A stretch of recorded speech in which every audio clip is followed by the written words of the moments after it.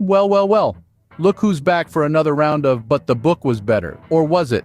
Welcome to Pages to Screen, the show that answers the age-old question, was the adaptation worth it? Strap in! It's time to dive into the thrilling world of did they really just do that? We're going to tear a masterpiece into masterpieces, dissecting adaptations to our beloved screen. Now, for today's scrutiny, this is From Page to Screen with your host, Timothy Imholt.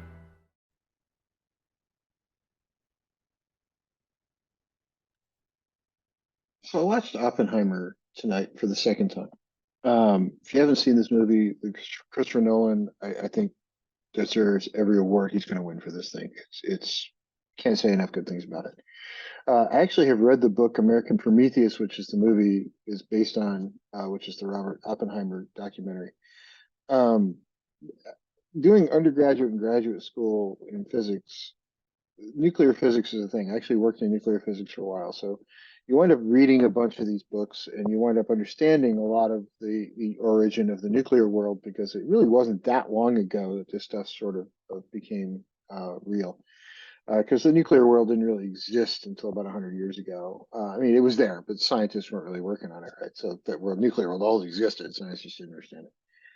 So it's not that old. So you really study it in the modern physics world. And I worked at places where I've actually had a chance to meet people who were involved in the Manhattan Project and people who have met, Oppenheimer and some of the others. Um, the the movie I think is I don't think you're ever going to find better when it comes to the dawn of the nuclear age. I don't think you can beat this. The book is fantastic. Yes, the book has details that the movie does not. However, as an adaptation, I've seen the movie twice. I know the storyline backwards and forwards because I've read not only the book, but I've read other books on the subject. I know the cast of characters. I get it. I've read 20 books on the subject. And it's one of those things where you just can't look away.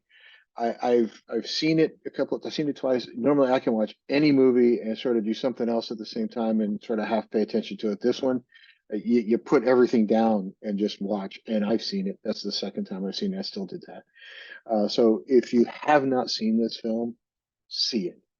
If you are trying to choose between the book and the film, I would almost never say this. Watch the film, then, if you're still interested, read the book. But the film really doesn't leave out anything that's all that important. Yes, there'll be more in the book. However, if you're trying to choose between the two, go this way, right there. But it is the best adaptation I've ever seen of anything that I'm this familiar with. Christopher Nolan, great job. I can't imagine how hard this was to do, but dear God, it paid off. If you haven't seen it, see it today.